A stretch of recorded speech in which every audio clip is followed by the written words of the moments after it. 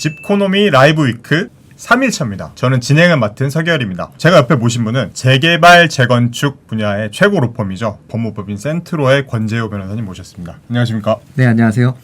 변호사님, 요즘 재개발 시장에 대한 관심이 굉장히 커졌어요. 아파트 값이 워낙 오르다 보니까 아무래도 미래의 새 아파트를 갖기 위해서 재개발을 노리고 빌라를 사시는 분들 되게 많은데 재개발의 종류가 되게 복잡하고 많은 것 같더라고요. 요즘 제일 궁금하신 부분들이 많으신 그 권리 산정 기준일을 중심으로 한번 새롭게 나온 재개발 방식에 대해서 그걸 중심으로 한번 종류를 4가지로 나눠보도록 하겠습니다. 권리 산정 기준일, 이게 되게 중요하니까요. 첫 번째로는 전통의 이제 조합 방식 민간 재개발이 있습니다. 그리고 두 번째로는 8사 대책에서 나온 공공 재개발이 있고요. 세 번째로 2사 대책에서 나온 공공 직접 시행 방식 재개발입니다. 자, 이렇게 3가지에다가 추가적으로 민간 재개발이긴 한데 권리 산정 기준이 조금 다른 오세훈 시장이 발표하신 신속 통합 기획 방식에 따른 민간 재개발, 이렇게 4가지로 좀 분류를 한번 해볼 수 있을 것 같아요. 간단하게 좀 특징을 얘기해 주시면 어떨까요? 첫 번째 이제 민간 재개발은 그냥 전통적으로 우리가 재개발 구역 지어져 가지고 조합 설립하고 사업 시행 인가 받고 관리 처분하고 이런 방식인데, 그걸 공공 재개발과 구별하다 보니까 민간 재개발이라고 표현을 드렸고요. 두 번째 이제 8사 대책에서 나온 공공 재개발은 공공이 시행자가 되는 겁니다. 뭐 LH나 SH 같은 공공이 시행자가 되면서 공공주택 같은 기업비율을 좀 늘리고 여러 가지 인센티브를 부여하는 방식인데, 이것도 사업 시행과 관리 처분 방식으로 진행된다는 점은 민간 재개발과 동일합니다. 근데 2사 대책 때 나온 직접 시행 방식 재개발, 이게 제일 조금 다른데요. 이거는 공공이 주도를 하는데 공공이 토지 전체를 수용을 해서 공공이 직접 전부 개발을 하는 겁니다. 그리고 이제 원소유자들한테는 우선 공급권을 부여하고 관리 처분 방식이 아니라서 이익이라든가 일부만 공유를 하고 책임도 공공이 전체적으로 지는 그런 방식의 공공 직접 시행 방식 재개발이 있습니다. 마지막으로 이제 신속 통합 기획 방식 민간 재개발은 민간 재개발을 조금 더 잘 굴러갈 수 있도록 이제 활성화를 시켜주는 심의 과정을 간소화시켜주고 서울시가 같이 진행을 하고 동시에 이제 여러 가지 혜택을 부여하는 그런 방식의 민간 재개발입니다. 사실 이제 오세훈 서울시장이 부임한 뒤에 서울시가 민간 재개발에 대한 속도를 좀 끌어올리고 있는 것 같아요. 그렇죠. 그래서 이제 초기 정비 사업이 좀 활발해지고 있는데, 사실 이런 곳에 있는 물건을 살 때 어떤 걸 좀 주의를 해야 될까요? 아무래도 신축 아파트 입주권이 제일 중요하다 보니까 그거를 가를 수 있는 각각의 시행 방식이 어떻게 진행되는지를 먼저 확인하는 게 제일 중요한데요. 민간 재개발이라고 하면 권리 산정 기준일이 딱 통일적으로 규정되어 있는 건 아니고요. 기본 계획이 2010년 7월 15일 이전에 수립된 지역과 이후에 수립된 지역은 권리 산정 기준일이 판이하게 다르거든요. 이거에 따라서 권리 산정 기준일이 어떤 조례를 적용할 것인지, 서울시의 정비 조례 중 어떤 조례를 적용할 것인지가 나뉘게 되는데, 재개발 전문가들은 구조례, 뭐 신조례 이렇게 표현하기도 합니다. 그런 얘기들을 하시더라고요. 네. 권리 산정 기준일이 뭔지부터 모르시는 분들도 계시고 아주 이제 디테일하게 아시는 분들도 계신데, 그거부터 설명해 주시죠. 그걸 권리 산정 기준일이라는 건 분양권을 산정하는 기준이 되는 날입니다. 분양권을 승계를 하면 분양권을 받을 수 있는 그런 날짜가 아니고요. 분양권을 늘리는 행위를 할 수 있는 날의 기준 시점이 되는 겁니다. 재개발 구역에 나대지가 있으면 그 나대지를 소유하고 있는 사람은 통상 한 개를 소유하고 있으니까 입주권을 하나만 받을 수 있겠죠. 근데 이 사람 입장에서는 나대지니까 여기에다가 뭐 신축 빌라를 짓는다거나 이렇게 해서 소유권 수를 엄청나게 늘릴 수가 있겠습니다. 그렇죠. 한 5층짜리로 해서 한 층에 5개씩 들어가면 25개가 되겠죠. 막말로 이제 25개 정도의 입주권이 이제 탄생을 하게 되는데, 과연 그 행위를 영원히 허용할 것인가에 대한 문제가 바로 권리 산정 기준일이에요. 권리 산정 기준일 전에 한 행위에 대해서는 그걸 이제 다 입주권으로 인정을 해주겠다라는 것이고요. 권리 산정 기준일 이후에 분양권을 늘리면 그걸 늘려봐야 하나로만 인정하겠다. 이게 바로 권리 산정 기준일에 대한 개념입니다. 입주권을 몇 개를 줄 것이냐에 대한 기준이 되는 거네요. 근데 이제 민간 재개발 같은 경우에는 권리 산정 기준일이 정비구역 지정고시일입니다. 정비구역이 지정되기 전까지는 권리 산정 기준일이 나올 수 없습니다. 물론 예외적으로 뭐 시도지사가 투기를 위해서 막 복잡하게 이렇게 얽혀 있는 지역 같은 경우에는 앞당길 수는 있는데, 원칙적으로는 정비구역 지정고시일이 기준이 됩니다. 근데 이제 여기서 또 신조례 구조례 이야기를 안 할 수가 없네요. 결국은 해주십시오. 네, 이게 신조례 구조례까지 들어가면 조금 더 복잡해지긴 하는데, 자, 아까 말씀드렸던 기본 계획이 2010년 7월 15일 날 수립됐는지 여부에 따라서 구조례가 적용될지 아니면 신조례가 적용될지에 따라서 나뉘는데, 정비구역 지정고시일이 권리 산정 기준일이 된다라는 건 신조례고요. 구조례는 행위마다 권리 산정 기준이 조금씩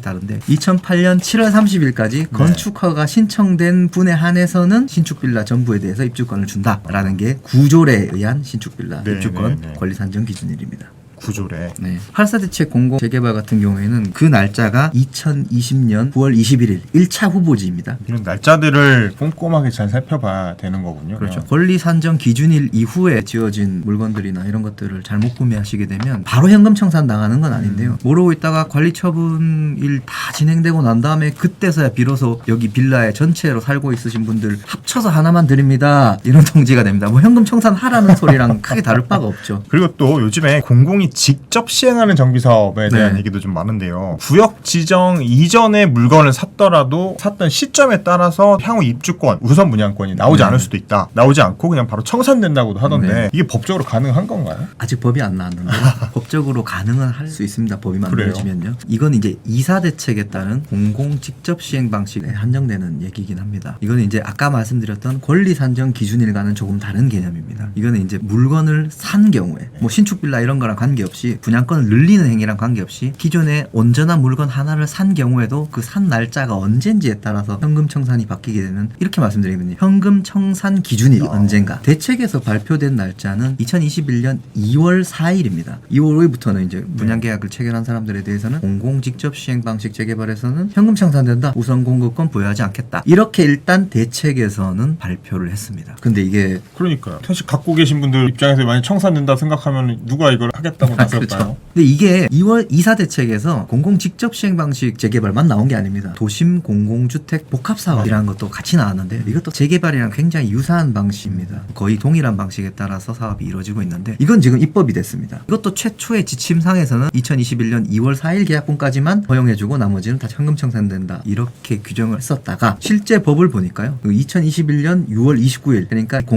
공공주택특별법이 본회의 의결된 날을 기준으로 이전 등기를 한 사람. 이건 또 분양계약이 아니더라고요. 아, 이전 등기. 예, 등기까지 친 사람, 속된 말로. 완전히 다 마무리 지은 거예요. 완전히 마무리 지은 사람들에 한해서는 현금 청산을 안 시키고 우선 공급권을 부여하고 2021년 6월 29일 이후에 이전 등기한 사람은 허용이 안 되는, 부양계약을 그 전에 체결했다 하더라도 현금 청산된다. 이렇게 규정을 했더라고요. 아직까지 공공 직접 시행 방식 재개발의 경우에는 입법이 완비가 안 됐습니다. 아까 말씀드렸듯이 이건 개정안에 불과하고 네. 어떻게 의결될지는 위원회를 통과를 못 했더라고요. 그렇군요. 그래서- 앞으로도 계속 바뀔 여지가 있는 상황인 건가요? 네, 그렇습니다. 제가 속단을 할 수는 없지만 아마 공공주택특별법이랑 유사하게 가지 않을까 제 개인적으로는 이렇게 좀 예상을 합니다. 뭐 갑자기 공공재개발이 나오고 공공직접 시행방식 재개발이 나오고 그렇죠. 변호사들도 솔직히 좀 따라가기가 버거울 때가 있습니다. 그러니까 그리고 또 재개발 관련해서 큰 이슈가 됐던 게 광주고업에서 내놨던 다물권 관련 판결인 네. 것 같아요. 우리 전영진 기자가 기사를 썼던 건데 다물권이란 말조차도 사실 모르는 사람들이 많을 텐데 네. 어떻게 이슈가 됐고 앞으로 또 어떻게 흘러갈지 좀 궁금합니다. 먼저 다물권을 설명하려면 재개발 재건축의 기초를 조금 네. 설명을 드려야 될 것 같아요. 거기서부터 차근차근 해주시죠. 네.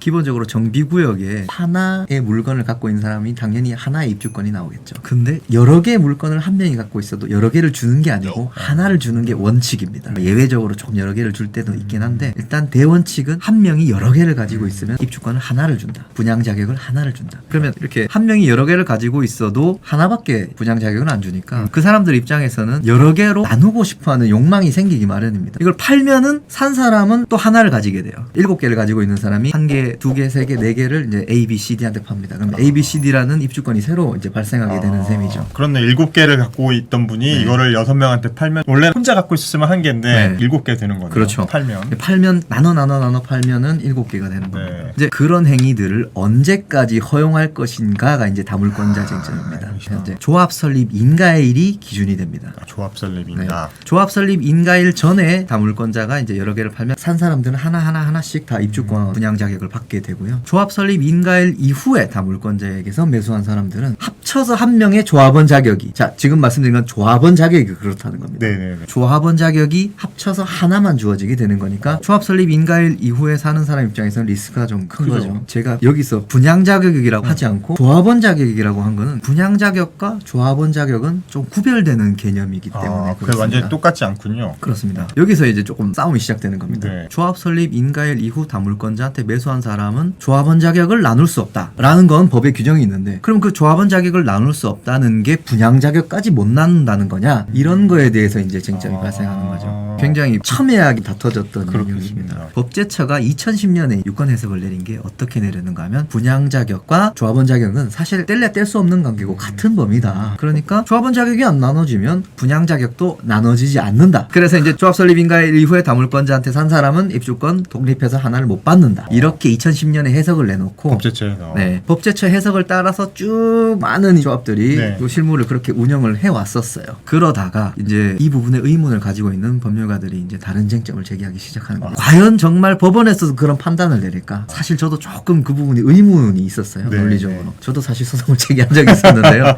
어쨌든 저는 그때 좀 패소를 했습니다. 아. 네, 근데 제가 제기했던 여러 가지 동일한 논점을 토대로 2020년에 광주고등법원은 아주 다른 판결을 내리게 됩니다. 아, 그래요? 기존의 법제처 해석과 완전히 상반된 판결을 내놓게 됐어요. 다물권자 규정은 조합원 지위를 규제하는 거지 분양 자격까지 규제하는 건 아니다. 아, 그럼 분양권에 받을 수 있는 권리가 있다 이렇게 그렇죠. 보는 거죠. 조합 설립 인가일 이후에 다물권자한테 샀어도 분양 자격 단독으로 받을 수 있다. 확 바뀐 거네. 예, 재개발 재건축 조합들이 뒤집어졌었습니다. 이 판결 나오고 어떻게 이 판결이 나올 수 있지? 막 이러면서 조합장님들이 저한테 막 전화를 하기도 했고요. 근데 이게 사실은 광주 고등법원의 판결이지 대법원의 판결이 아닙니다. 그렇죠. 대법원의 확정 판결이 아니고 이 광주 고등법원에서 패소한 그때 조합이 상고를 안 했습니다. 아, 안 했어요. 네. 왜 안 했을까요? 상고를 안 하고 오히려 같이 소송을 제기했던 일부 원고 중에서는 패소한 사람이 있어서 그 사람들만 상고를 했다가 대법원에서 그냥 기각이 되고 끝났는데요. 자, 근데 이게 다른 법원도 이렇게 동일하게 판단을 할까? 제가 아까 패소를 했다고 말씀드렸잖아요. 부산고등법원도 똑같이 판단을 하지 않고 기존 법제처 네네. 해석대로 판단을 네. 했어요. 분양 자격과 조합원 자격은 뗄래야 뗄 수 없는 관계다.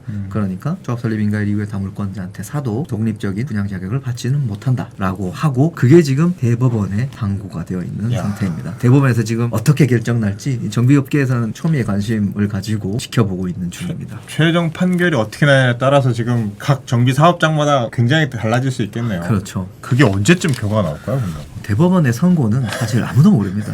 대법관님들도 모르실 거예요. 자기들 언제 판결할지는. 그렇군요. 이렇게 좀 마무리를 지어야 될 것 같습니다. 열띤 답변을 해주신 권재우 변호사님께 감사드리겠습니다. 감사합니다, 변호사님. 네, 감사합니다.